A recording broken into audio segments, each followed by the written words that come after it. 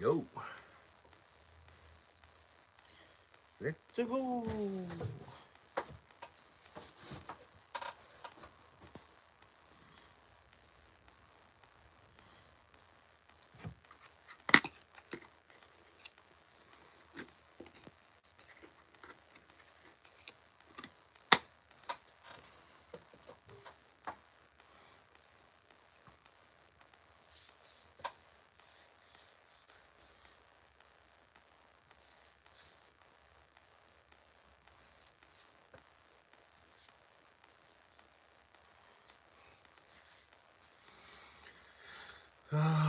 It's the morning after Valentine's Day. I'm not entirely sure how many people are going to show up.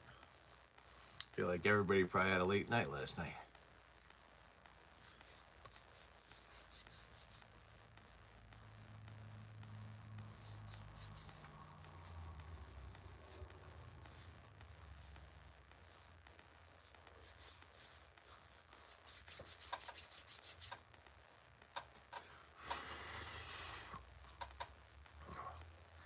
I gotta get new glasses. Good God.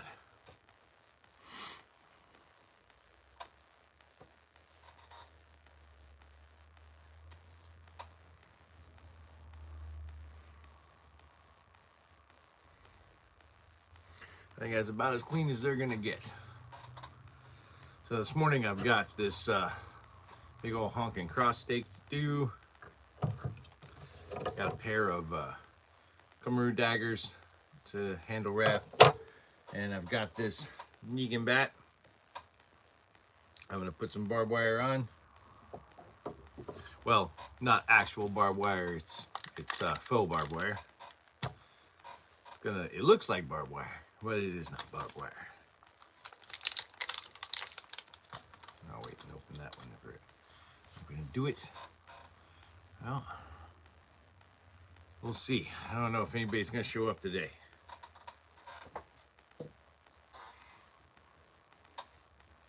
Morning, everybody. Welcome to Sunday Finishing Work. Got a couple of Kuromi daggers I got to handle wrap this morning. Got a big old cross steak we're gonna do, and the bat. We're gonna put some faux barbed wire on that bat. Hey, what's up, Todd? Morning. Thanks for coming to hang out with me.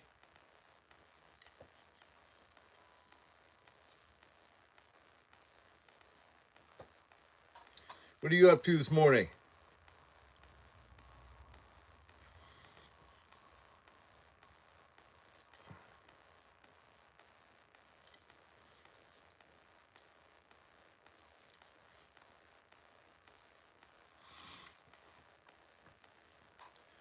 I got a pair of these Kuromi daggers.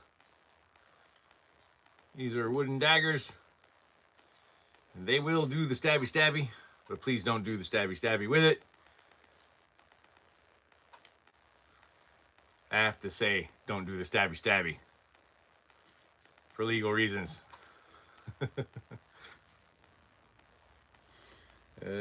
Yeah, I don't have a whole lot to get done this morning.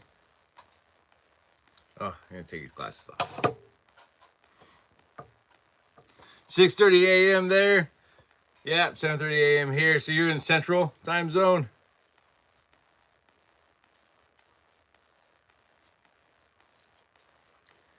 It's early, huh? Well, I appreciate you waking up and hanging out with me in bed this morning. Hope you had a nice Valentine's Day yesterday.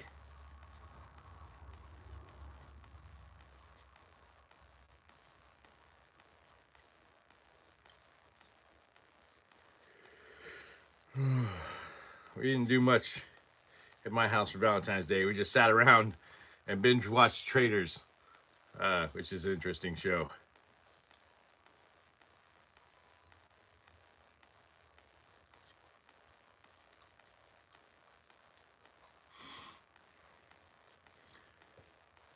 What's everybody doing this morning?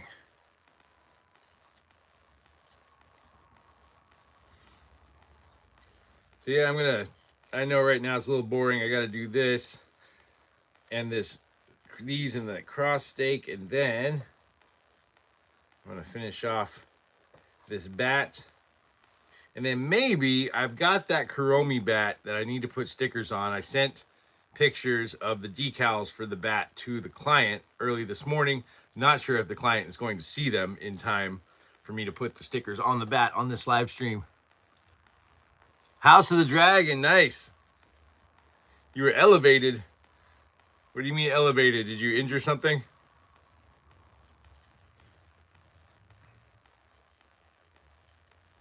Or by elevated, do you mean something else? You were chemically elevated. Or herbally elevated. Probably should have brought my scissors down before I started, but oh well, we made it work.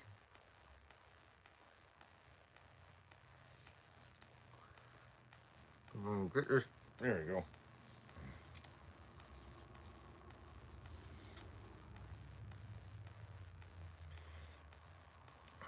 You gotta be careful with jute. You can't pull it too tight. You can pull it tight, but you have to be careful.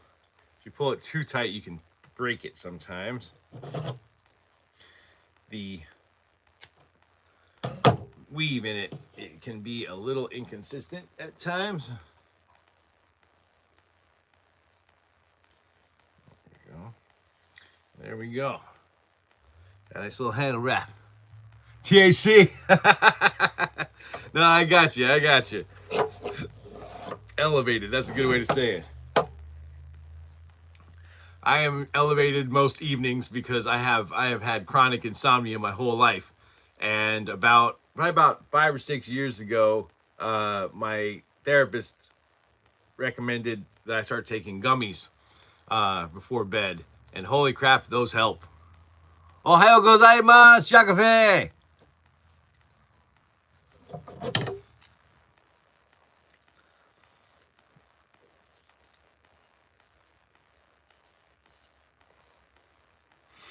And so I take those, and they definitely help. As I have ADHD, that's, I think, probably painfully obvious, but so I kind of suffer from what a lot of ADHDers call monkey brain in the evenings, where my brain just won't shut off. Well, the THC definitely helps with the monkey brain. The gummies help with the monkey brain, shutting off the monkey brain. You're just shutting off the brain, period. Hey, what's up, noodles? Definitely helps me sleep, though. I have not had as good a sleep as I've gotten in the last few years. Last 5 or 6 years, I guess, since I've been taking it. I've had awesome sleep.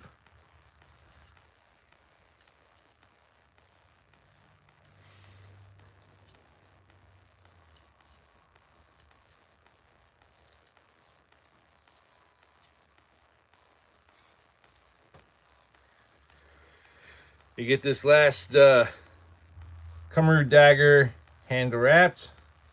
Then we're gonna do this big honking cross stake. And then it's been a minute since I've done a Negan bat with this faux barbed wire. I think I'm good with that, but we're gonna find out this morning.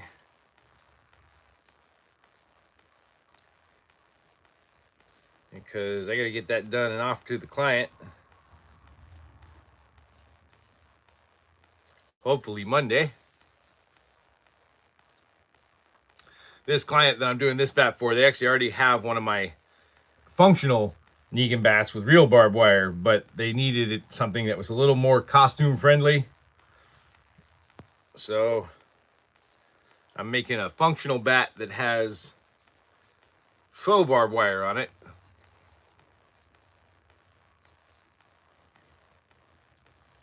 And I ordered the same barbed wire that I've ordered in the past, and it looks slightly different. It looks nicer than it used to look. It actually looks even better than it used to, but they've changed the design a little bit, so I'm hoping it works the same way the old stuff works. Do I ever make foam swords? I mean, I do. Usually I make boffers and stuff by by custom order only. It kind of depends on what you want. I make boffers for Boo Hurt and Armored Combat guys. I make them for what are they called? Amp Guard.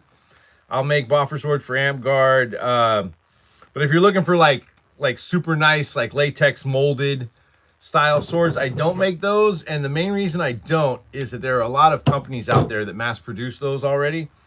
And I just can't compete. Like the prices that they can sell them at are far cheaper than what I would be able to sell them at if I had to do them by hand. So the only way I do it is if someone comes to me for a custom, most of the time.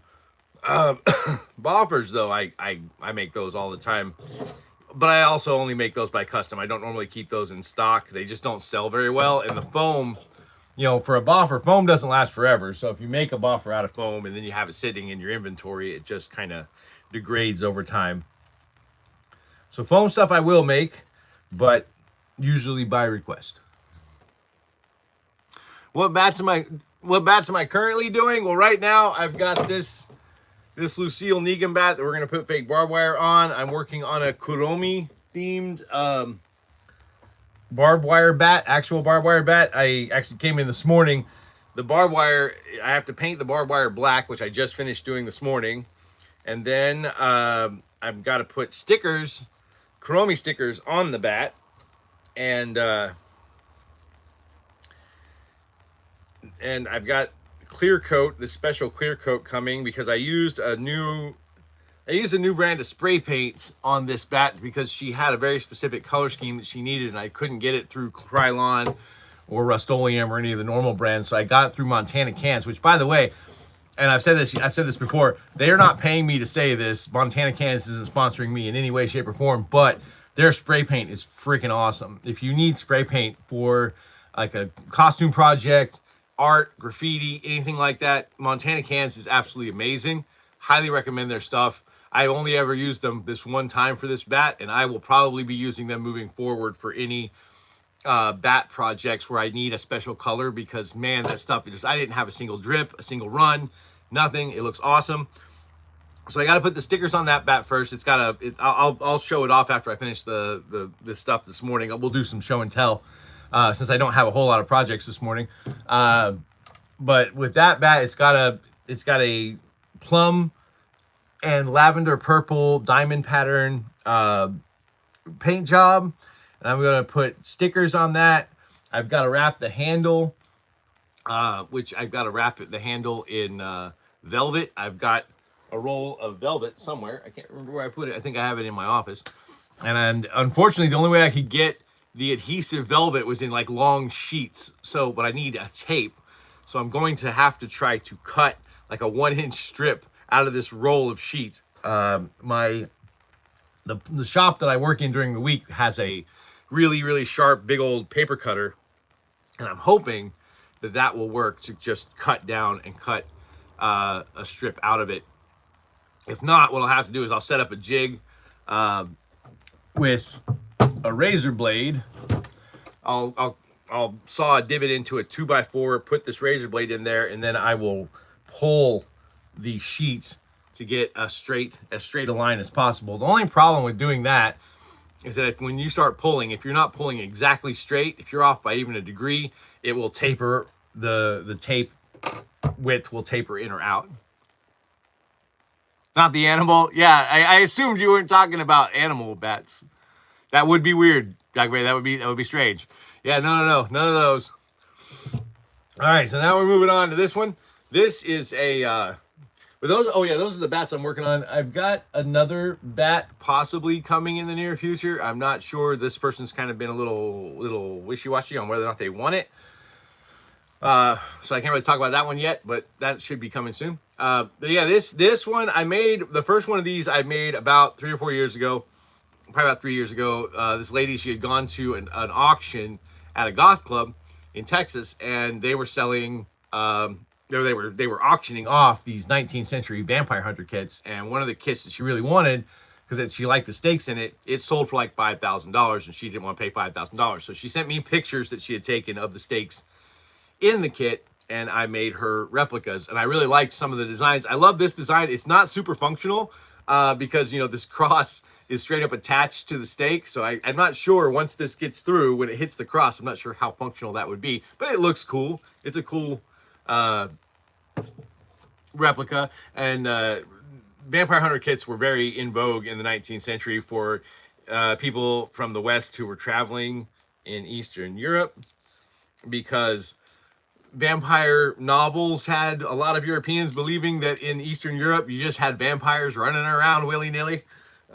So they would buy a kit when they travel. It usually came with like stakes, cross, holy water, garlic. It would sometimes it'd even come with a pistol and a silver bullet. But they were very popular at the time, during the days of, you know, Stoker and Lord Ruthven and all that stuff.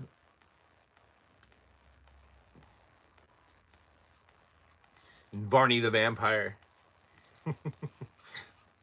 There were a lot of vampire novels going around at the time, and people were a little nuts about them. I think they were reading them like they were nonfiction. Hey, what's up, Editor JoJo?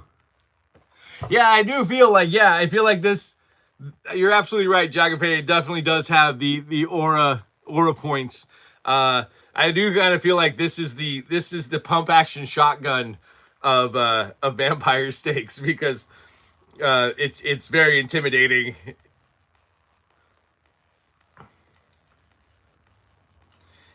And could probably end the conflict. You pulled this out, the vampire would be like, you know what? No, man, I'm good. I'm gone. I'm out. I don't want to get staked with that thing. That looks like that's gonna hurt.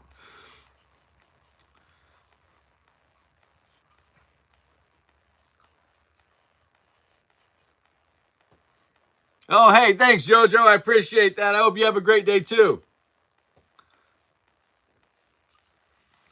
But I've got this one, and I actually have another one I keep meaning to put on the shop. I may try to do it today. I have another one that's been sitting in my inventory room. I didn't sell it because I put the cross on upside down. The cross is supposed to be right side up as you stake, and I put it on this way instead. So the cross technically is upside down in the staking position, which I guess isn't that big of a detail issue, but it bothered me. And I know the cross is supposed to be right side up, so I'm probably going to put that one up for auction. I keep meaning to do it, I just haven't.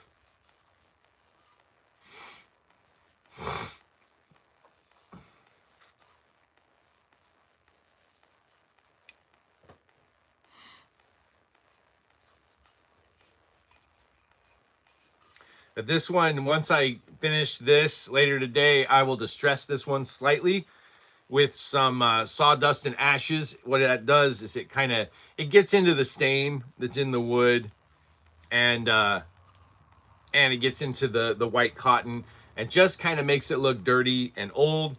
It's a very easy way to distress things, to just get a little mixture of ashes and sawdust, and just rub it onto your project, and then wipe it off, and your project, voila, your project looks old and worn. It looks a little less brand new. With vampire stakes, people tend to like them when they're distressed and look old and used. So, which is why I might add, on eBay especially, you should be very careful anytime someone tells you they're selling an antique of something. There are a lot of shops out there selling vampire stakes that are antiques, and they're selling them at antique prices. And I promise you, probably 80% of those stakes and vampire kits on eBay are not antiques. They're charging you antique prices, but they're not antiques. What they've done is they've ordered some stakes, usually, sometimes for me, it happens. I've seen plenty of antique vampire hunter stake kits out there that have my stakes in them, which kind of ticks me off. That people are out there selling my stuff as antiques. My shop's only been around for 3 years. Pretty sure that's not an antique. Well, maybe 4 years now. But, you know, so yeah, you got to be very careful with that. I make stuff that looks antique, but is not antique. After I finish this, I've got some stuff behind me I got to wipe down real quick. I probably should have done it before I started this, honestly. So I gotta wipe that down. Then we're gonna finish that baseball bat. But yeah, like I have these wood daggers that I make that are really, really nice.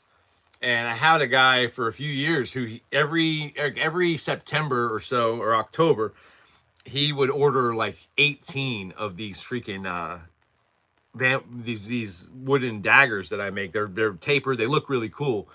And he didn't want them finished. He just wanted them shaped and sanded. So I shaped, sand them, send them to him. And I found out what he was doing was when he got them, he would take a hammer to the handle, crack it a little bit, make it look beat up, and then he would stain it, and he would wood burn something into the handle, like a little saying into the handle, and then he was selling them as antiques.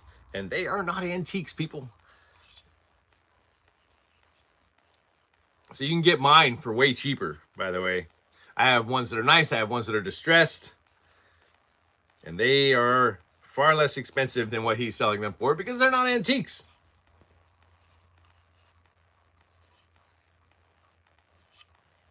Oh, there it is.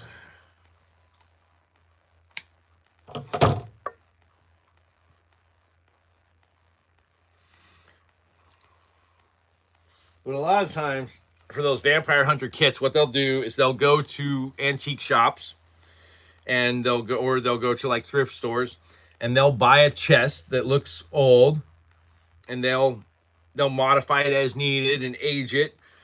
And then they'll buy the other items that go in it separately and they'll assemble all of it. And they'll claim that the reason they can say it's an antique vampire hunter kit is because the chest that it comes in is an antique, which is some bullshit. That is some bullshit. That's just because the chest is an antique doesn't mean the whole kit is an antique. And I call liar, liar, pants on fire on that situation. Because you know that's not what the people who are buying it for. They think the whole thing's an antique. And they're usually charging antique prices. I've seen those vampire hunter kits on eBay going from anywhere from $500 to several $1,000s. What if people put hexes into my steaks? Hey, what's up, Sawyer? Welcome back, my guy. Good to see you. I mean, more power to them, I guess. I don't know. I don't think it's going to affect me any. But they can put hexes into them if they want to. I mean, it's wood. I think that would work. I think you can put hexes into organic material, right? So, yeah. I'm not sure why I know the rules of witchcraft, but I do. But yeah, I believe you can put hexes into organic material. So yeah, they can put hexes into my steaks. They can go for it. Go nuts, Wiccans. Yeah, I put not a ribbon, but I put, a cord wrap on this one. So that one's good to go. I cord wrapped. You missed these. I cord wrapped these first. These are the Kuromi daggers. They've got a black cord wrap on those handles. These will sell as a set. This is the first time I've done this type of a tip on them. I think I might try to make a pair of sax ones next with the Viking knife style, which is kind of similar to this tip design, slightly different. It's kind of a reverse of this. The tip, the sharp end is here and the tip just kind of comes flat the other way. But I thought it might be cool to make a pair of Viking wood saxes out of them. Might be fun. I don't know. All right, let me put these up. And I got to wipe down my tung oiled projects behind me over here. And then we'll get started on the baseball bat. Peanut butter jelly. Peanut butter jelly. Peanut butter jelly with a baseball bat. Not sure why that's in my head this morning. All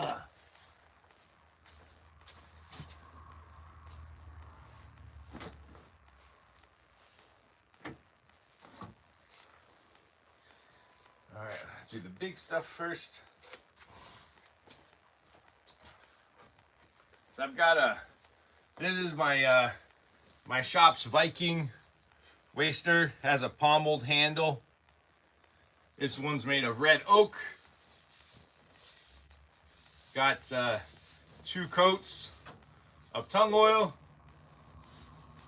And it comes with a 1-year no break guarantee. If it breaks under normal use within the first year of you owning it, all you got to do is message me and say, hey, it broke when it shouldn't have broke, and then just send me a picture so that I can figure out how it broke, whether it was a flaw in the design or an issue with the wood grain, just so I can make sure not to make that mistake again.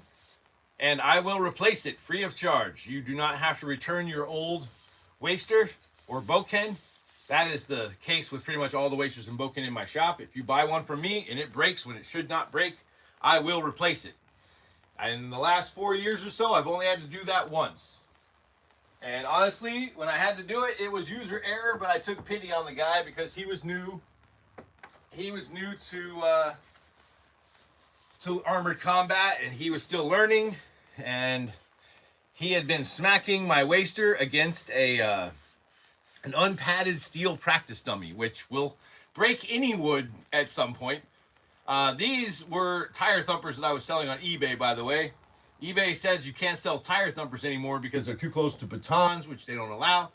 So apparently you can sell vampire steaks just fine, though. So I sharpened the tips, and now these are going to go up as vampire steaks.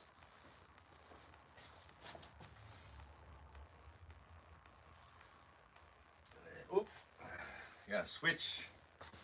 And then these are the limited edition steaks for this year for my shop. Every year I do a limited edition run of steaks out of an exotic wood usually, and an interesting design. This one has a pommeled back. It's got a bellied handle and a conical tip. It's made out of Ipe ironwood. It's sanded up to 1000 grit, which is why it has a damn near perfect finish.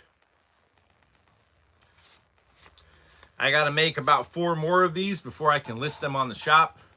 I'll probably make 10 to 15 of them this year. And they sell for around $100 each. But good news, you guys. So these are going to go up in March, most likely.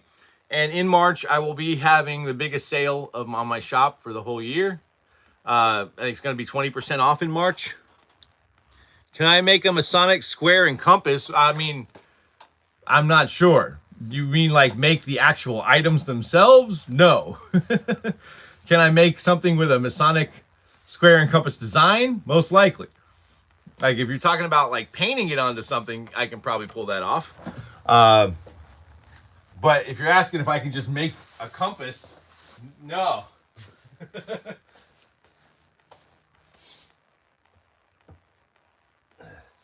But I feel like for Masons, there's plenty of merch out there for you guys, right? I feel like for Masons, you can just buy that stuff online, probably for a lot cheaper than I could make it.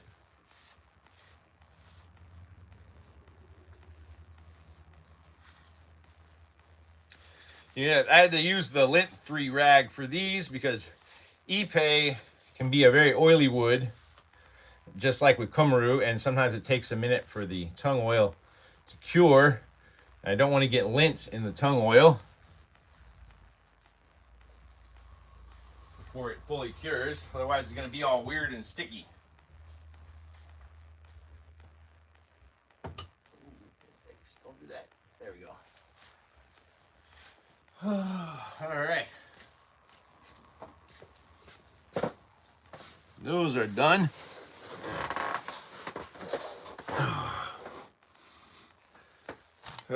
This is our barbed wire, in quotation marks, for this bat.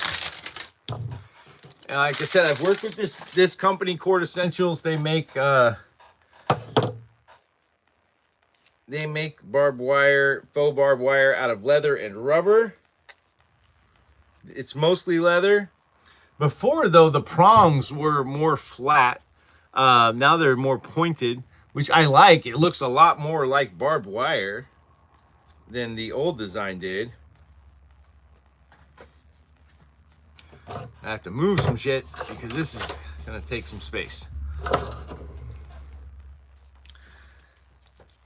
And so I'm still gonna put it on with a staple gun. I think it worked pretty well before with the staple gun.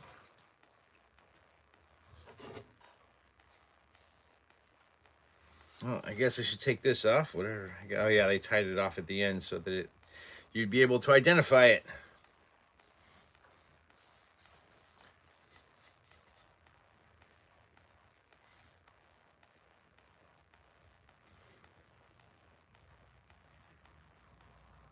All right.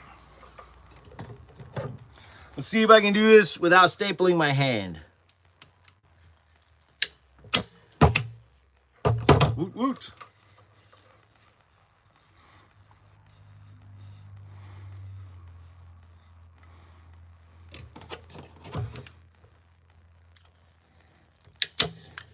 There we go. That's the starter.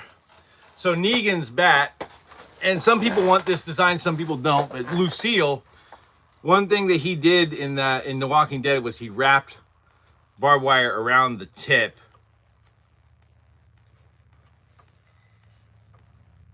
And then wrapped it around, which, by the way, would be hard as hell with real barbed wire. It is hard as hell with real barbed wire. I've tried it with real barbed wire. It sucks.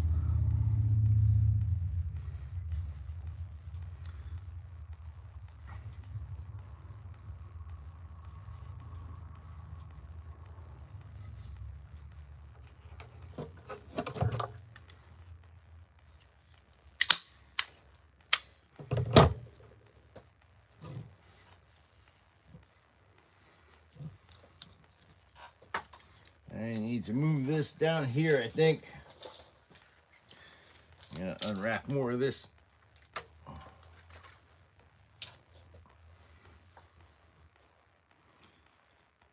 Oh hey, Sawyer, yeah, I'm making a faux barbed wire Walking Dead Negan Lucille bat. That's what I'm working on right now. This was a custom order for a client. He already has one that has real barbed wire on it, but he needed one that's a little more costume friendly. So I am making one that's a little more costume friendly.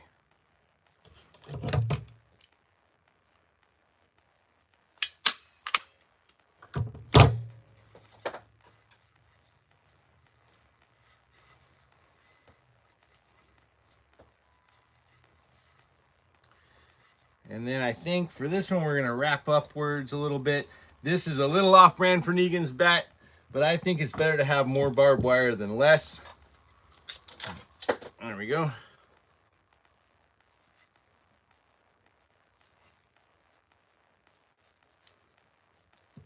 So we're going to wrap over.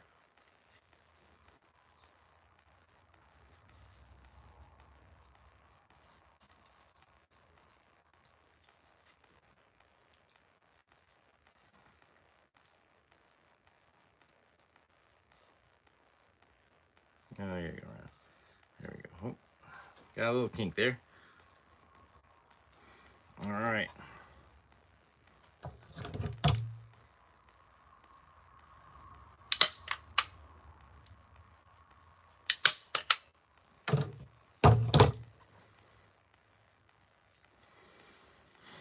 Then we're going to come up here.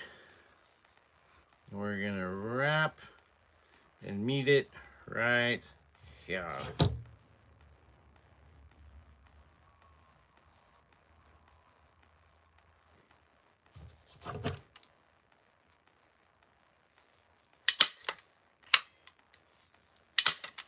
There we go. And now we are going to cut. And give me 1 second, folks. I gotta hammer this down. I'll be right back. Give me 1 second. 6-hour drive today. Damn, Josie. They won't drive more than 3. Which means you gotta drive 6. Oh, that's no fun. All right, give me 1 sec. Just gotta hammer this down real quick so it doesn't get loose.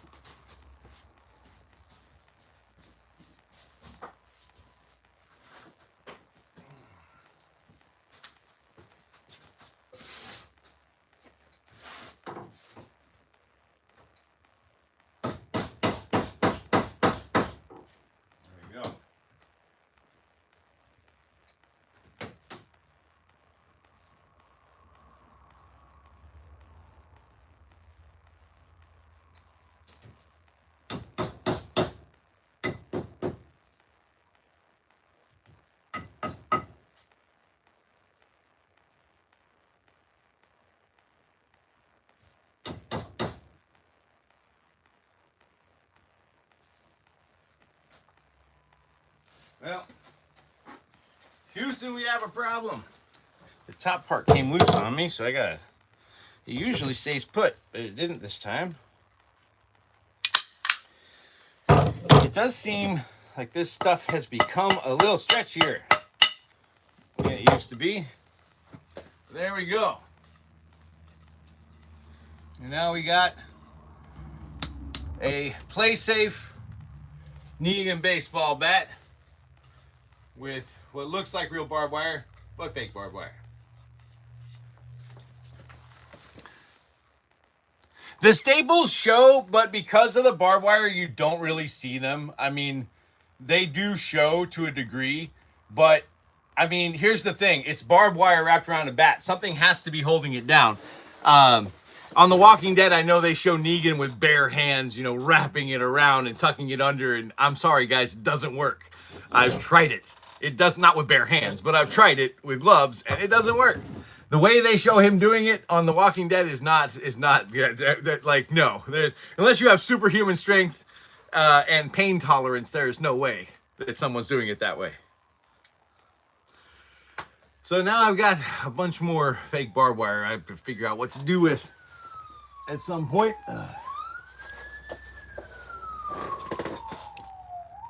Yeah, I mean, and I'm with you. Like, when I started doing barbed wire bats, real barbed wire bats, I went through so many different anchoring techniques. First time I tried screws and nails. Like, I would put nails through the barbed wire to kind of, since they were less likely to be seen. It was a real hard time because I had to like untwist one part of the barbed wire, put a nail in the space, twist it back, and then hammer that in. And it was just really hard to keep the barbed wire tight as I was wrapping it and trying to do that. So then I tried roofing staple. I tried hammering big staples into the bat. And then I tried wood screws. First time I tried that, I cracked the bat because even though I drilled holes, it cracked the bat. So eventually I went with an industrial staple gun, and the industrial strength staple gun has never steered me wrong. I've been using that for about 2 years now, and it works fine. Highly recommended. If you're going to work with real barbed wire, though, be sure you're using leather gloves. You need leather rancher style gloves to handle the barbed wire, and make sure you have a staple gun to secure it to the wood of whatever you're doing. Also, highly recommend buying a pair of hand-sized bolt cutters to cut your barbed wire. Because those were all things I did not do the first couple of times I made barbed wire bats or anything with barbed wire. I did not have gloves. I did not have a bolt cutter. And it was a pain in the ass, you guys. I had to like bend it back and forth to break it. It was not good. So yeah, that's what you're going to want. You're going to want to have a staple gun. A hammer also to hammer staples. Sometimes they don't get deep enough in. So yeah, hammer, staple gun, gloves, and a pair of very heavy duty handheld bolt cutters to cut your wire. With this, it's just fake barbed wire, so I just use scissors. But real barbed wire is way harder than what you just saw. I usually don't even film myself doing it with real barbed wire because I do a lot of cursing. I do a lot of cursing when I do it with real barbed wire. All right, let me put this up.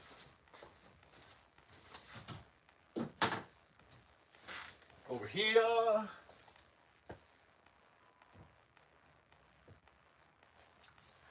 And oddly enough, that was my last project for this week. I did not have a lot of projects. I can show you guys some works in progress.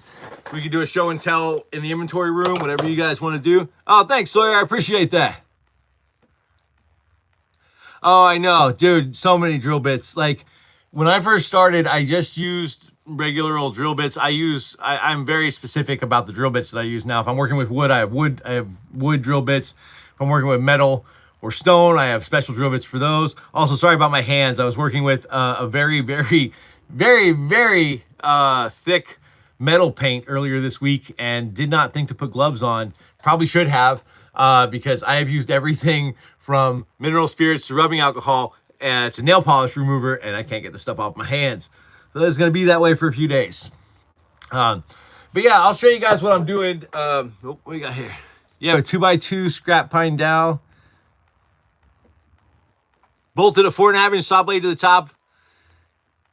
16 penny nail through it under 2 inches under the blade and the pine.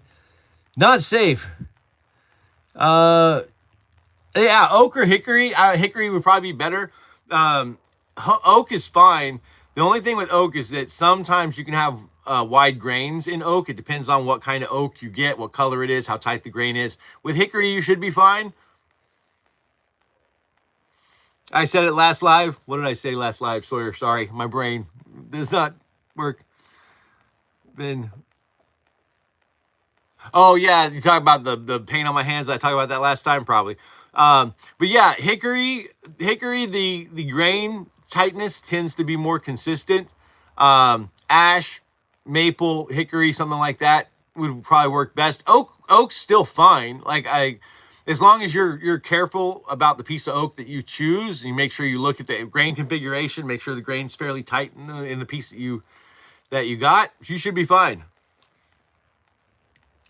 Oh my God, yeah, I know. It's enamel. This is it's a special paint. It's like ROS 15 or something like that. I can't remember the name of the paint. But it's specifically for painting over metal that's had some rust spots in it. And we had this huge metal door that we're working on at my day job this week, and I sanded off a bunch and power washed and sandblasted a bunch of stuff off of it. But we couldn't really get all of it. There's just so many nooks and crannies in the door. So we went with this paint. And my boss asked me if I needed gloves and a respirator before I did it, but I was outside, so I was like, no, I'll be fine. I did not realize it was going to stain my hands. Probably should have thought that one through. Hey, no worries. Just start somewhere. Wait, guys, hang on one second. Let me go grab that Kuromi bat and show you guys what I'm going to be doing.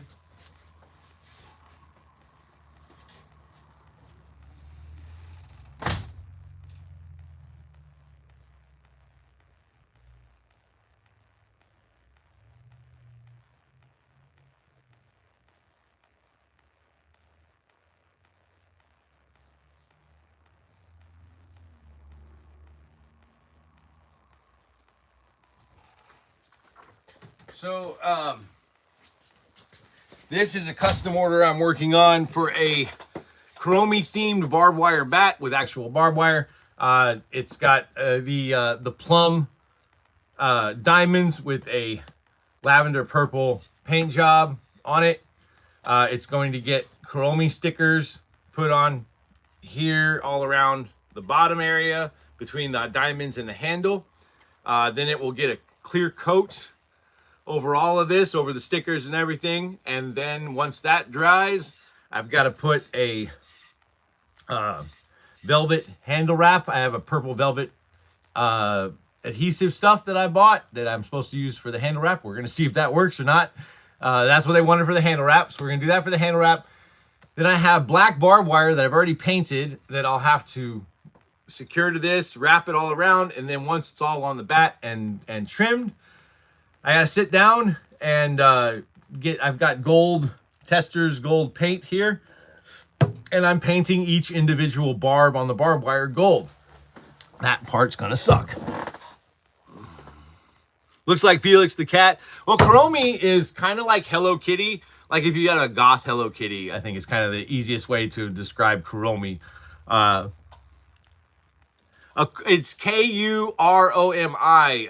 There, Shozy. It's Kuromi. It's this. This is Kuromi. So yeah, it's kind of like a goth Hello Kitty kind of thing. So they're gonna be. I've got about 6 different stickers that I selected for this bat that fit the color scheme of that kind of plum and purple color scheme. I sent pictures of the stickers to the client early this morning. I imagine they're not awake yet. They are also in the central time zone, so I think it's like 7:15 the day after Valentine's Day, so I highly doubt they're awake yet. But hopefully at some point today they wake up and let me know if they're good with the stickers, because I can't put them on until the client thumbs up the stickers. Yeah, it's absolutely adorable. This is gonna be like the most adorable lethal object that I've ever made next to. I made a Hello Kitty bat. I've made like 3 Hello Kitty themed barbed wire bats already.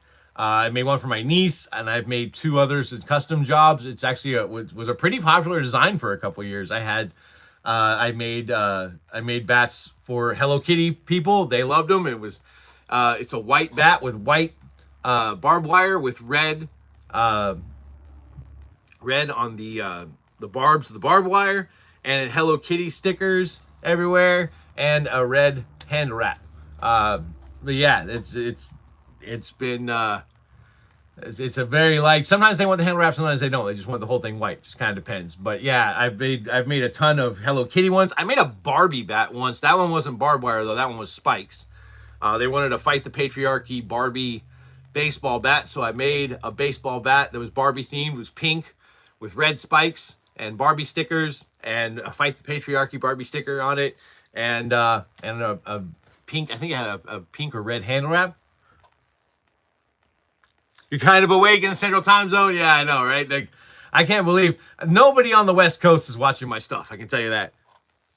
Yeah, I mean, so for a zombie apocalypse, yeah, that's basically the idea. You know, most people that buy my bats use them for photo shoots. Sometimes they're influencers. Some people use them as like a deterrent. Like, I know I've had a few people buy them for like their businesses, and they hang them up on the wall at the business to kind of be like, this is our defense system at their business. You know, some people just want them for photo shoots, for costumes. Some people want them just as a cool conversation piece to have in their house. My bats are functional. Please do not use them in any situation other than a zombie apocalypse, because I don't want to end up on the news like that. So please, yeah, do not hit anybody with my bats, please. Zombies are fine. Actual zombies, though, you better be damn sure it's actually a zombie before you hit anybody with it. All right? Because otherwise, we're both going to be in court, and it's not going to be good. So let's not do that. But yeah, I've made vampire bats. I've got steak vampire bats. I've got barbed wire bats. I've made spiked bats. I made machete bats. I made a bat with a machete embedded a couple years ago around Christmas. It was pretty awesome. Probably a year and a half ago at Christmas. It was chili pepper red with a black paracord handle. It had a machete blade embedded in it with about 1.5 inches of the machete sticking out the top, and then it had a crown of spikes, 2 crowns of spikes around the backside. And yeah, it was pretty awesome. Local man sells murder weapon. Exactly, dude. That's Josie. That's exactly what I'm worried about. Like local shop questioned about baseball bat used in murder, and I do not want that. Please don't do that. No.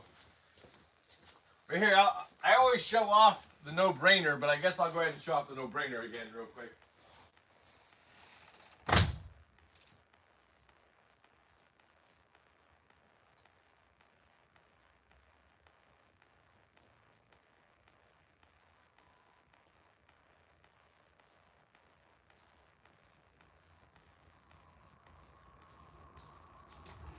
This one's probably the most recent weird one that I've made. This is an axe bat made out of a table saw blade. I call this one the no-brainer. Yeah. So I had a custom order last year from a guy who wanted a Days Gone bat, which is that kind of bat, but he didn't want a paint job. So I made this bat as a proof of concept. I don't think you had to worry about it. If gun company, yeah, I know, right? If companies aren't responsible for what happens with their guns, I don't think I'm responsible for what happens with my bats. But I still gotta tell people, please do not commit crimes with my stuff, just to help me out. But yeah, this one's a fun one.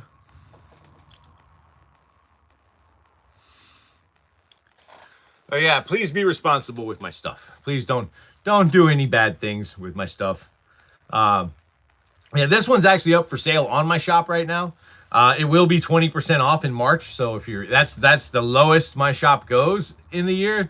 20% off sale is the biggest sale I do. I usually do it in March because February I don't sell anything really. I've made 5 sales all month so far in February. You know, February, it's just not a big month for my shop. So in March, I do a big sale to kind of help everybody come back. It's my pre-con season sale, because people start buying stuff for con season around March. So what does my shirt say? It's 2 dinosaurs, and one of them saying, dude, did you eat the last unicorn? And his mouth's covered in glitter. And he's like, no.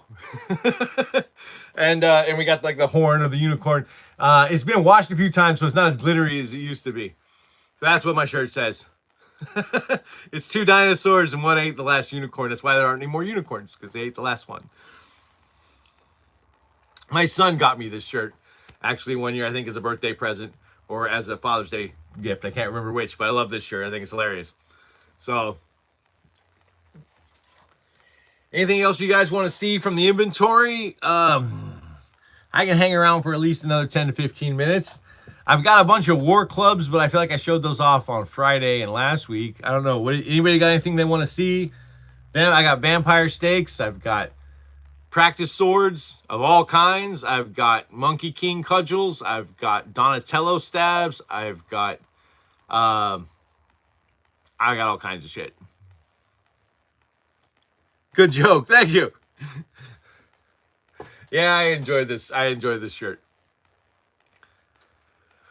Well, let's see. I've got some more 19th century vampire hunter stake replicas. Hey, take care, Shozy. Thanks for hanging out with me.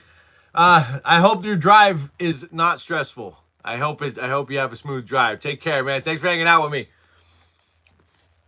All right, I'm gonna go put this up. I'll grab some vampire stakes and maybe some practice swords to show off. If you guys think of anything you want to see, like I've got a vampire bat. I can also bring that out. I'll bring a few things with me. Hang on, I'll go grab a few. I'll be right back.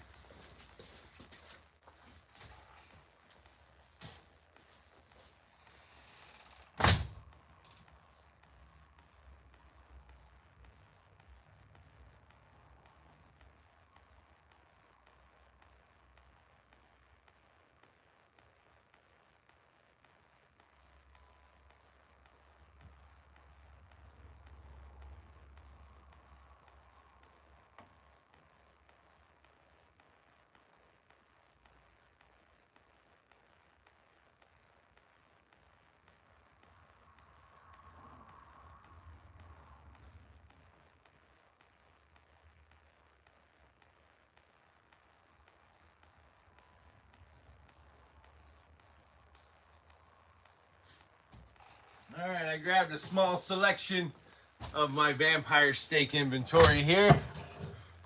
Put these down without messing anything up. Let me get these stickers out of the way so I don't mess those up. But this started out as a joke. This is the vampire bat.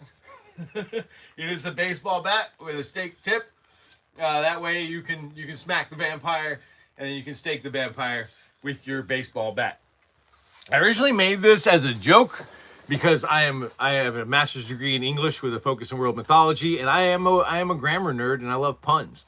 So I made a vampire bat as a joke, but people actually started buying them. So now I keep a few of them in stock at all times, which is fun. It's just got a basic athletic tape handle. They're distressed a little bit, so they look used. But these are fun. Oh, thanks, Sawyer. And these are the wood daggers I was talking about. That I have a guy that's bought these before and kind of distressed them and stained them. So I just distressed and stained my own. I'm selling mine for about a quarter of what he sells his for. But they've got score marks on them to make them look kind of battle used. You can see those there. Kind of hard to see on camera. It's got a basic jute cord handle wrap and it's stained. These, I believe, are hickory. Yeah, these are the hickory ones. So the tips are a little more durable on these. The oak ones, I do not recommend stabbing much with these because the tips, especially on the oak ones, the hickory ones will hold up okay, but the oak ones, they will not. That's why they're less expensive, but they will, like this is the kind of stake that would only work once. You don't want to pull it out, which you shouldn't really be doing anyway, according to the old vampire lore. And this is another replica stake from a 19th century vampire hunter kit. I made the first one of these I made along with the other one that I just showed you guys. And so, yeah, this was another cool design from the vampire hunter kit that I liked. The only thing that I changed from theirs is that they just had one staple on their crosses. I put 3 because I feel like that helps keep them a little more secure. They're also glued in place, but I want to make sure they stay put, because I feel like you can put a lot of pressure on those cross pieces if you're handling it a lot in a costume. So, but yeah, this has got a nice little cotton cord handle wrap and a pyramidal tip. But these are fun.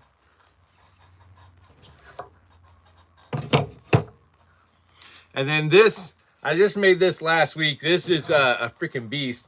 I made a stake and hammer set out of this gigantic piece of a cutoff that I had of 2x4. This is a European beach hammer with a jute cord handle wrap. But yeah, the big honking ones from back in the day, that was a for some reason, hammering it through the sternum was a preferred technique in the 70s. Not sure why. But yeah, I feel like most of my stakes should go straight in if you stab with them hard enough. They should go right through. You don't need a hammer. But the old school hammer films, I've always been a big fan of the 70s and 80s hammer films with like you know, Christopher Lee, Peter Cushing, Vincent Price. Yeah, I love those movies. And so I'm a big fan of the hammer stake. And my shop, Warrior Wood and Props, on eBay, we have pretty much the largest selection of vampire hunter stakes you will find anywhere online. Mostly because I'm a complete dork and I'm obsessed with vampire movies. Vampire hunter movies, for the most part. I'm not exactly a Twilight guy. Like, I've watched the Twilight movies, but I prefer movies where the vampires are the bad guys. Or at least are conflicted in some way. That makes more sense. But like, I don't like the glittery as much as I like Fright Night, Lost Boys, Monster Squad. Like, those are my go-tos. Children of the Damned, stuff like that. And Sinners. If you haven't seen Sinners, highly recommend checking that out. That's probably the best vampire movie I've seen in years, man.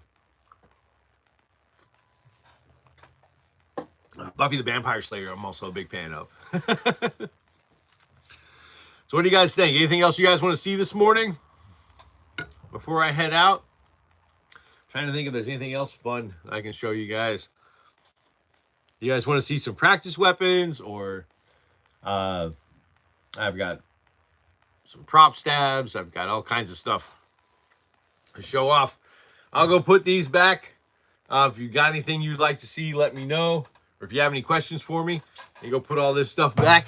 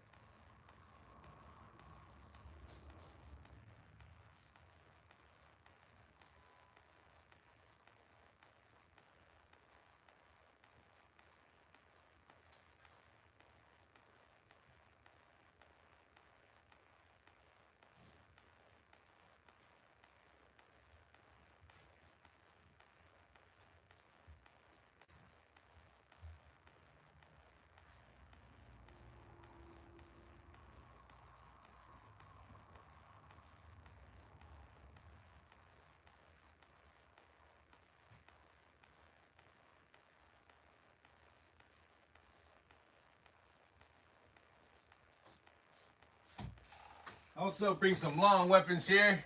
I got a few things here. These, well, I'll show this one first. I call this one the Reaper. It is a vampire hunter stake spear with a hammerhead stake tip.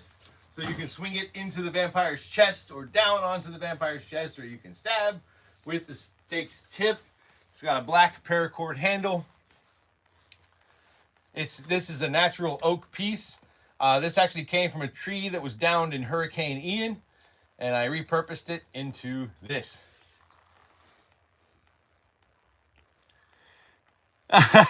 Rick, I'm in Florida, my guy. I don't lose heat, really. It's the door. This is hallway. There's another door next to it. Yeah, this building is breezy as shit. Definitely we have terrible insulation, but here in Florida we don't really get, the winters here aren't really that bad. I think we've gotten down to freezing like a couple of days this year. But the funny thing is, by the time the sun comes out, you're back up in the 50s and 60s. So yeah, it's not really that big of a thing. We don't even really have heaters in this building. Like, we are just cold when it's cold in this building. We don't really have a heater. We have air conditioning. But I appreciate you looking out for me. Thanks, man.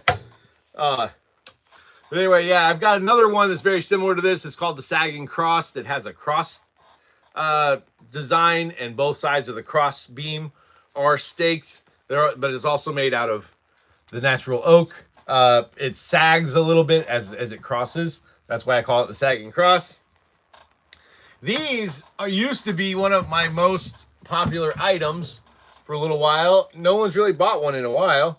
I'm not sure if I'm going to make any more. But these are Monkey King long staff cudgels. I make one that's brown with bronze studs and brown paracord in the center. Usually Wukong and some Wukong Monkey King cosplayers use these. Sometimes I sell them to Kung Fu people. Originally, it was mostly people who did Kung Fu. I used to make these a little bit, and mostly for people that did Kung Fu. And then all of a sudden I started selling them like hotcakes. I couldn't figure out why, and it was because there was a video game called Black Myth Wukong, and people were buying Monkey King stuff. But this is the gold version. This one has gold paracord and gold studs on the end. These are fun. They're about 6 feet long. Actually, they are 6 feet long. That's why they're taller than me. I'm definitely not 6 feet. But yeah, these are fun. I really enjoy these. For a while, I would make them. I had a few requests from people to make miniature versions. So there was a little period there where I made like little small, like about that size. I would make a replica of it about that size, so they had a prop to tuck behind their ear when they couldn't take the staff with them. So it looked like, because those of you who know anything about the Monkey King, his cudgel, his long staff, he can make it small or he can make it big. He can make it as long as he wants. So a lot of times he shrinks it and just keeps it behind his ear. You want to see some practice weapons, Sawyer? Absolutely. I can do that. Let me go grab some.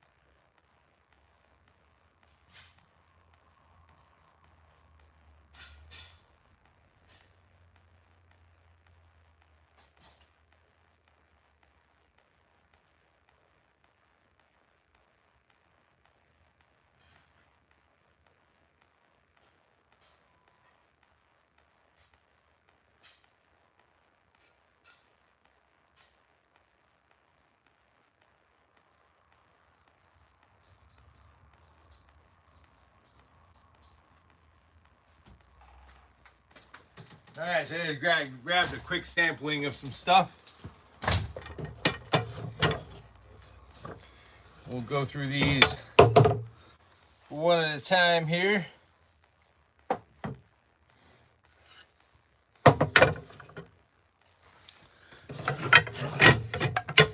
We'll go. Oh, I untied my shoe.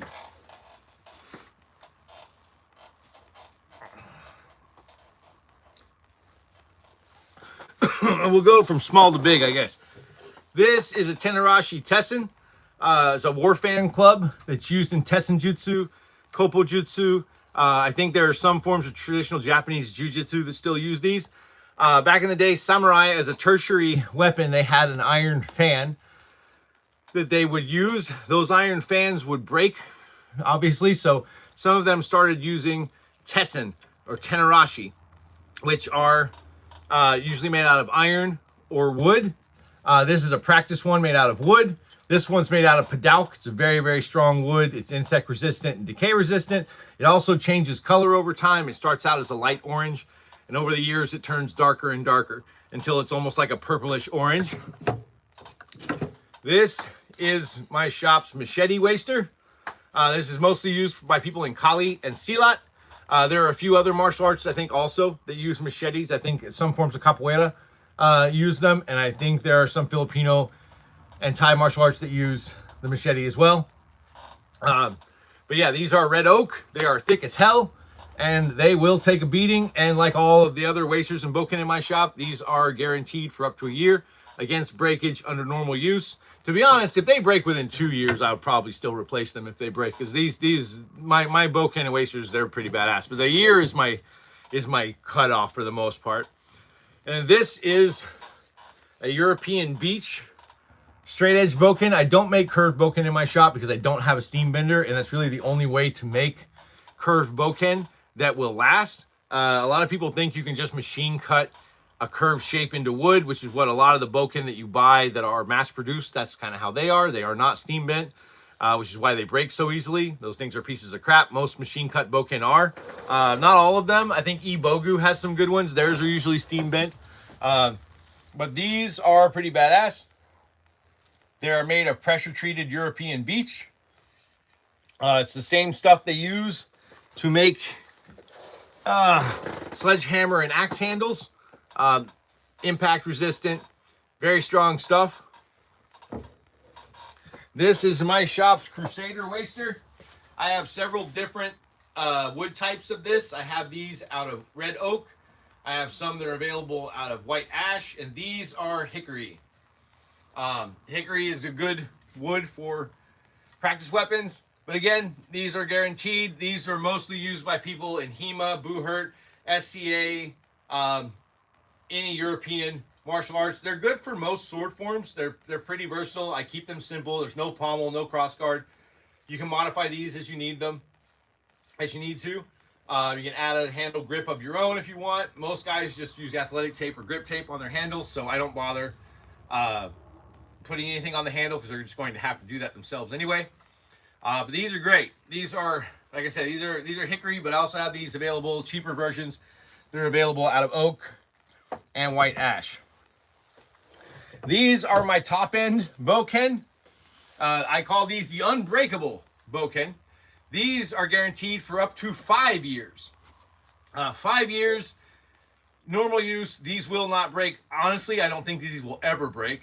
Kummeru wood is probably one of the strongest woods you're ever going to find. It has a Jenka hardness of 3,200 to 3,700 pound force. If you're able to put more than 3,700 pounds of force into your strike, holy crap, you are superhuman. But these are they're in the $100 range, but these are guaranteed for up to 5 years. If you break one of these within 5 years under normal use, I will replace it free of charge.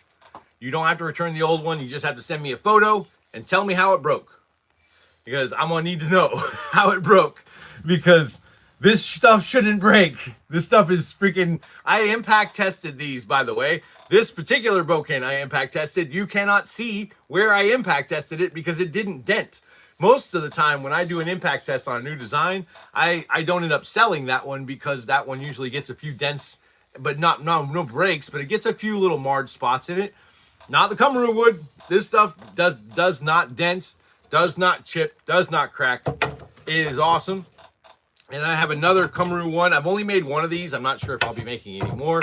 This is a Western style bokken. It has a double-edged style tip, as you can see right there. You see these in Japanese dojos rarely these days. You used to see them more often. Usually you see them now only in Kenjutsu Ryuha dojo, because this type of bokken was kept in the dojo for techniques that were meant to be used against European sword styles.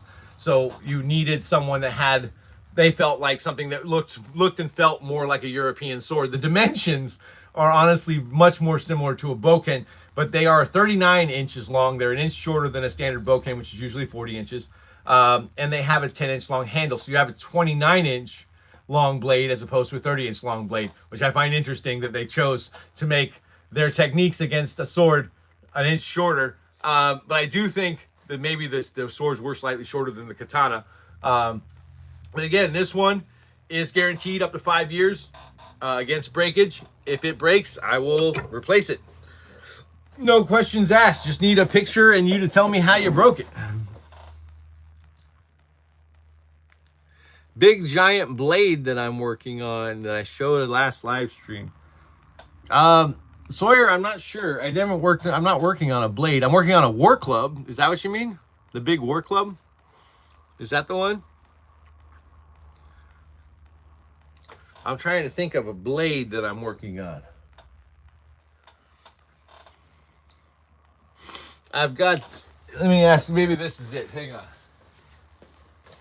The one that I'm still working on.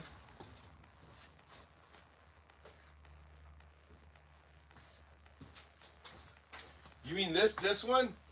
This one's not a blade. This is a war club. It's a rifle stock style war club, but it's a unique style in that it has a pommel. I have a customer who found one of these in a museum and asked me to make a replica. Unfortunately, my bandsaw broke, so it's kind of on hold right now because I have to cut teeth into it, where you can see where the teeth are drawn in. I got to cut those out, and then I've got a knife, a Green River knife style that will get embedded into the wood right there. And then I got to do a handle wrap and all that jazz. This is made of Hawaiian rosewood. But yeah, this one's already spoken for. This is about a $300 custom order for this guy. Hopefully I can get it finished. My bandsaw is broken. And if I don't get my bandsaw fixed, my only option is to hand cut these in. But guys, this is Hawaiian rosewood. And if you've never worked with Hawaiian rosewood, you should go check this stuff out. It is like trying to cut this is like trying to cut stone. It is very hard to cut. It took me forever to get this shaped out and sanded. It's going to take a long time, and it's probably going to go through 2 or 3 saw blades trying to saw these out by hand, and it's probably going to take me a day or 2 per tooth to get them sawed out incorrectly. So really hoping I can get the bandsaw fixed soon, because I need it. I need the bandsaw. The bandsaw is really the only way I'm going to get these cut exactly the way I want them. So we're going to see. But I'm hoping to get this done in March. I was hoping to have it done in February, but I don't think it's going to happen. I'm having a really hard time finding someone who can come fix my belt saw, or my bandsaw. Sorry, belt saw. Bandsaw. Having trouble finding someone who can come work on it, because a lot of the repair people, they only work on stuff if it's like worth a certain amount, and it's just, I just need some basic tweaky stuff done to it that I don't know how to do. We'll see though. I think my boss is saying he wants to help me try to get it fixed. Hopefully I can get him to help me. I don't know. We're going to see. But I'm hoping to get this one done in March, because I am ready to get this off the table and get it off to the customer.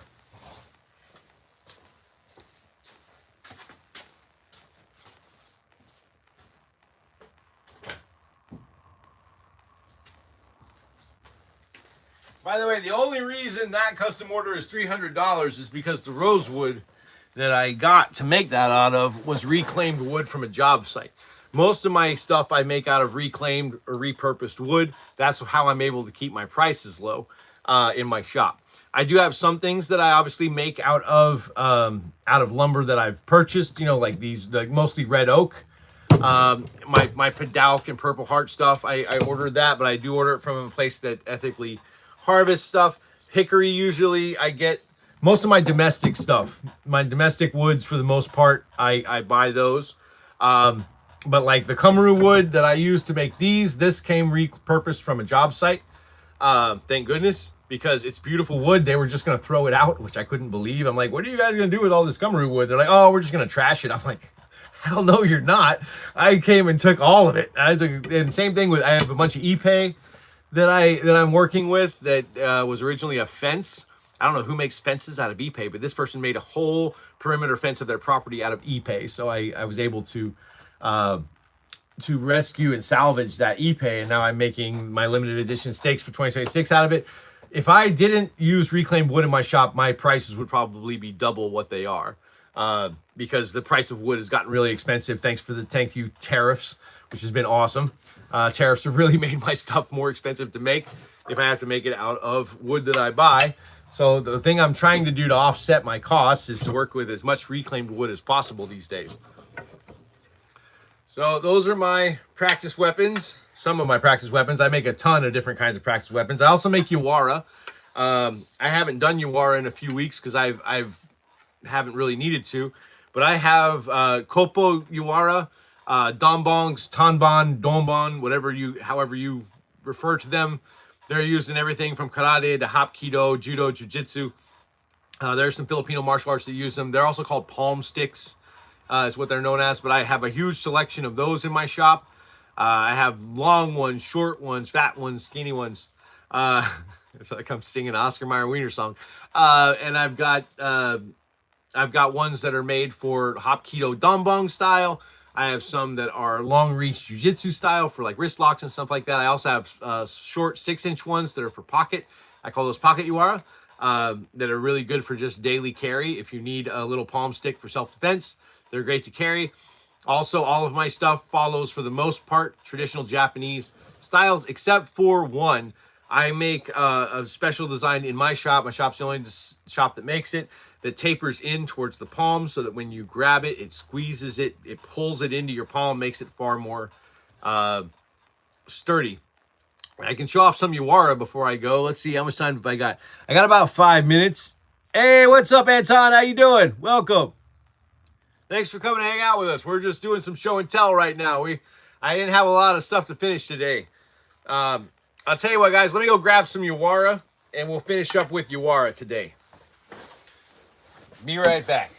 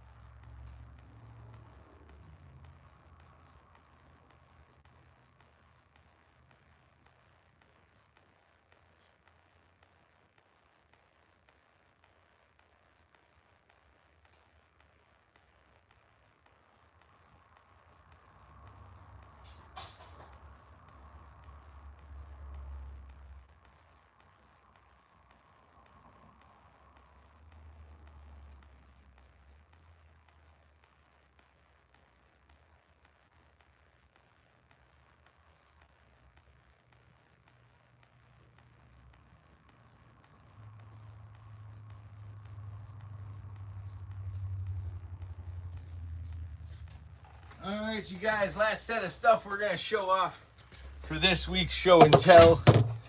Since I didn't have a lot of stuff for Sunday, finishing work, not Friday, staining. That is not the day, Nathan. These are rattan Nightwing-inspired Eskrima sticks. They have a metallic blue or electric blue paracord wrap that is held on with a friction fit and a strong industrial strength adhesive. They are rattan. They're painted rattan. Matte black painted rattan. But these work great. I sell a lot of these mostly to either Nightwing cosplayers and also Eskrima practitioners. Seem to buy those. Zankali, Eskrima, Sealot, all that stuff. And I brought a selection of Yawara. This is a Donbong style. This is more of the Korean style. The only difference is my Donbongs, I do put a palm anchor into mine. It has a tapered tip on the back for back fists. And you have a rounded tip on the front that can be used for wrist locks. It can be used as a smack them up. And it can be used to do throw strikes, you know, palm strikes, all that stuff. But yeah, this is American hickory. That's the Korean Hapkido Donbong style. This is a slightly longer or slightly different. This is a standard design. It's 8-inch white ash. White ash is kind of hard to come by these days. I made some stuff out of a small lot of white ash I was able to get because a tree went down and one of my vendors was able to harvest some wood from it. So I was able to get some, which is nice. These are 8-inch Yawara. These are canary wood. These are the pocket Yawara style. They are much smaller, but they stick out on just the sides. So these are just great for basic hand strikes. They're a good fist pack. But these palm Yawara are used for self-defense and for martial arts practice. This one's made of canary wood. This is one that I made out of the Kuromi wood. Then I had some cutoffs. I made some palm sticks out of these. These are pretty much going to last you for life. These Kuromi ones, like I said before, Kuromi wood, damn near unbreakable stuff. And I have these cool ones. This is Pal Ferro. Actually, when I got my Kuromi wood, there were a couple boards of Pal Ferro in there, and I did not realize it at first. And of course, the first board I grabbed was one of the Pal Ferro, so I thought all of it was Pal Ferro. Come to find out, 1 or 2 boards for Pal Ferro, and the rest of it was Kuromi. But I made some stakes last year. My limited edition stakes were made out of Pal Ferro, and I made some palm stick pocket Yawara out of them. Fun fact about Pal Ferro, aside from it being super beautiful, it's a beautiful, beautiful wood. It's hard to see the grain on camera, I think, but it's got kind of a marbled-like grain to it.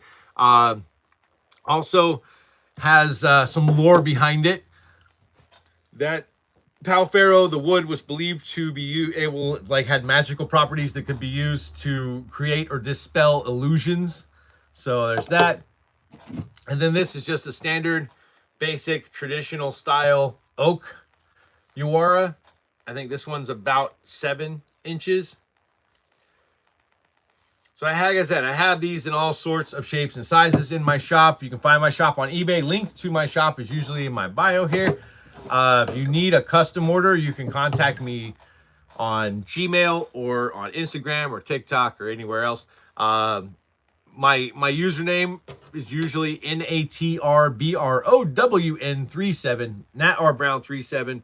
You can find me on Instagram with that handle. You can find me in most places with that handle, NatRBrown37. I'm also NatRBrown37@gmail.com. If you're interested in a custom order, if you see something on here you'd like. I also have stuff that I can't sell right now on eBay or on my website because my website's all screwed up. Please don't go to warriorwoodandprops.com. It doesn't work because Shopify sucks. Trying to figure that out still. But you can go to my eBay shop, or you can message me on Instagram, or you can email me on Gmail, natrBrown37@gmail.com, NATRBROWN37@gmail.com. Send me an email. Let me know what you want. We can get it worked out. I have war clubs. I make a lot of war clubs, but right now I cannot sell war clubs. Ran into some legal issues with that on eBay, so I can't sell war clubs. I can sell them. I just can't sell them on eBay. So if you guys are interested in war clubs, I've got a ton of those. I already kind of showed those off last week, so I won't put you guys through it this week. But if you're interested in a custom bat or a custom war club or one of the war clubs I have in stock, yeah, just contact me. If there's anything in the shop that you see, like if you go to my eBay shop and you see something and you kind of like it, but you kind of wish it was a little different, like you wanted it to be a little shorter, a little longer, a little thicker, you want a different colored paracord, something like that, all you got to do is message me. I do custom orders for everything. So if you see something in my shop that you would like slightly modified, just let me know and I will get it done for you. So that's probably going to be the last set of stuff, unless you guys have something specific you want to see. I'll go put these up real quick.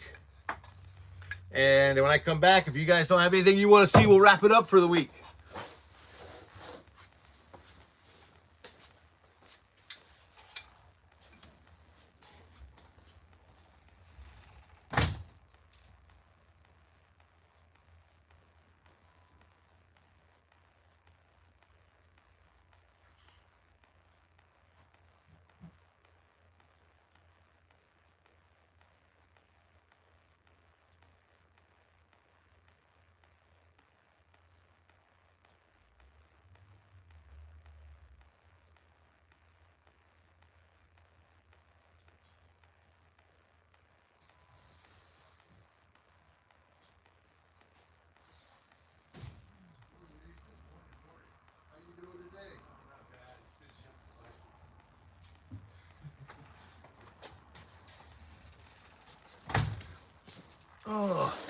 All right, peeps.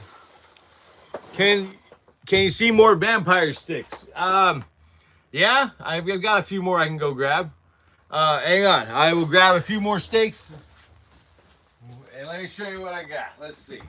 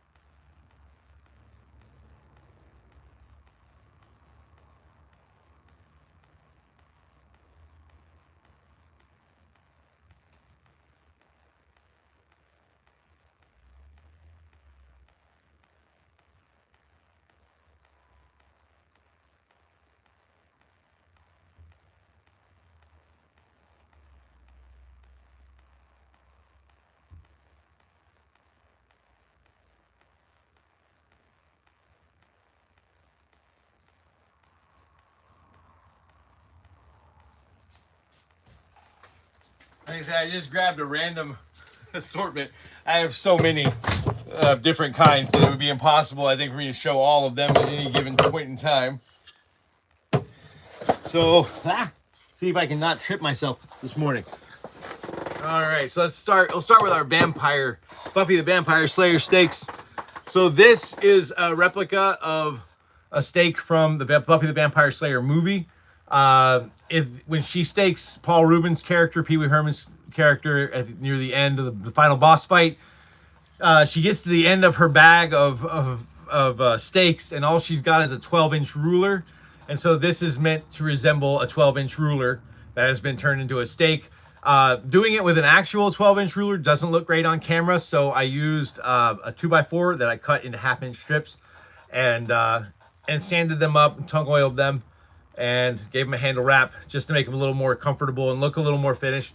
But yeah, these are fun Buffy stake replicas. These are also Buffy stake replicas. These are movie poster, the 1990 Christy Swanson Buffy the Vampire Slayer movie. These are meant to resemble the stake that she's holding on the original movie poster. I sell these in sets of 2.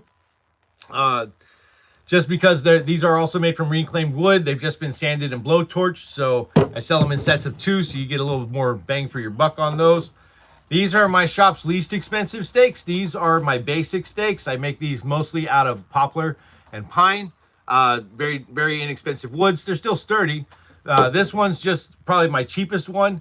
It's got a pyramidal tip, basic stake handle design. It looks good on camera for the most part, and you can modify this however you want. And then I have these. These are a similar design. They have a conical tip. This particular set was made from some reclaimed pine that I have. Similar design on the handle, but it has a handle wrap and a conical tip, so it's a little more finished. Maybe $1 or $2 more than that one, but these are fun. Then I make sometimes out of cutoffs. I will make vampire hunter knives and swords. This one's oak. It's from an oak cutoff. Actually, it's the oak, if you can see it, the oak cutoff came from when I made the machetes. The blade makes a cool little handle shape. And so, yeah, so that's an oak primitive knife dagger. It has a blade, as you can see.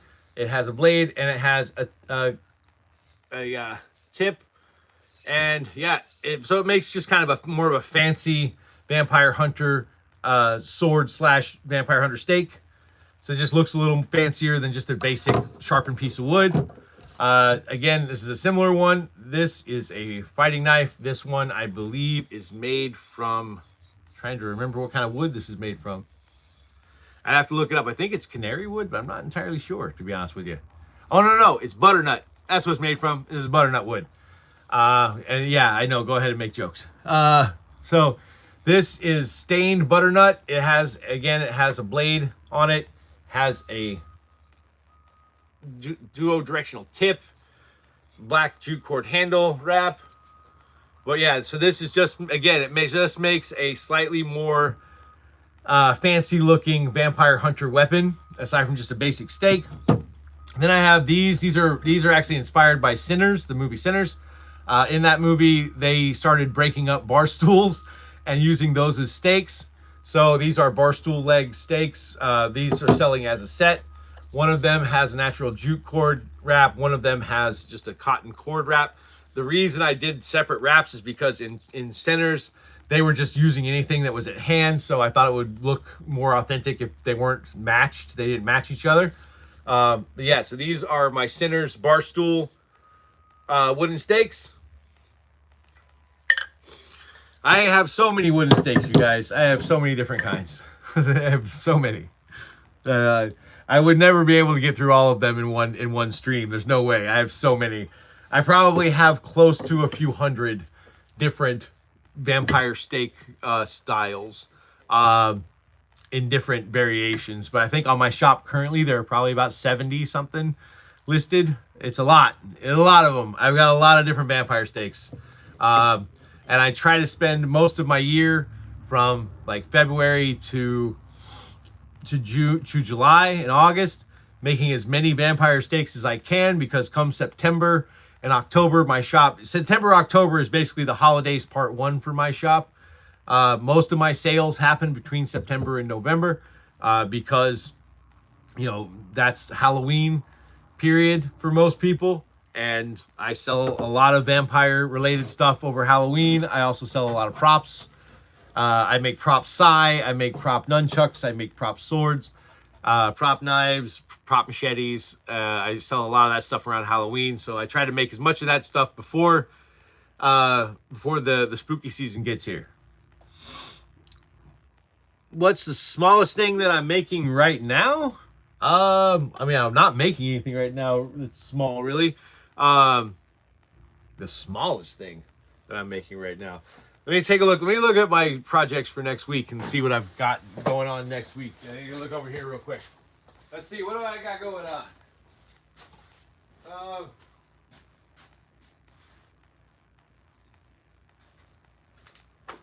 Okay, so next week I'm making some more daggers and limited edition stakes. Those are honestly the smallest things I'm making next week.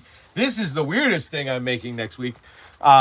So when I first started my shop, my first time I got an order where somebody wanted spikes embedded in something, I had never done that before. So I took this piece of oak that was from, again, a downed tree from Hurricane Ian. I shaped it out into a club, drilled holes, and used 5-minute epoxy and embedded the spikes into the wood. As you can tell, I had never used 5-minute epoxy before, so I made a freaking mess. So I got to sand that off. But I'm going to finally finish this bad boy up. I'm not sure how I'm going to sell it because I don't think I can list this on eBay. It's not technically a baseball bat, and I'm pretty sure they're going to see this as a war club. So I'm just going to probably sand it up, paint it. I'll take it with me to the cons and the craft fairs and stuff this year, and maybe I'll sell it. Who knows? If not, you know, maybe somebody that sees me on YouTube will want it. I don't know. It's been sitting in my shop for like almost 4 years now, but I just need to get it finished. It's just taking up space. I'd rather somebody have it that it can appreciate it and enjoy it. For me, all it really does is sit in. It hangs on the wall in my shop and collects dust. So I don't really need. I used to keep this as like a deterrent, but I'm moving to another shop soon. So probably in the next year or so, I'll be moving to another shop. Actually, probably in the next few months, to be honest with you, I'll be moving to another shop. So, so I don't really need it. I'm gonna get this finished up. We'll see how that goes. You'll see that one next week. And just to let you guys know, I post on Mondays, I post my works in progress. On Wednesdays, I post what I finished in my works in progress that's finished and ready for sanding. And then on Friday, I post all of my stuff that I'm going to be staining that afternoon for Friday staining. I usually post in the mornings. Saturdays, I don't post. I don't do lives anymore. Saturdays are mine. Sunday mornings, I do my finishing work.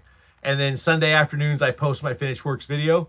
So that's pretty much my posting schedule. You know, I go live Friday afternoon, Sunday mornings. But I usually post a video on Sunday, Monday, Wednesday, and Friday. So You see videos on my page pretty much every one of those days. But that's all I got going on this week, people. It's about time for me to call it a day. I want to go home.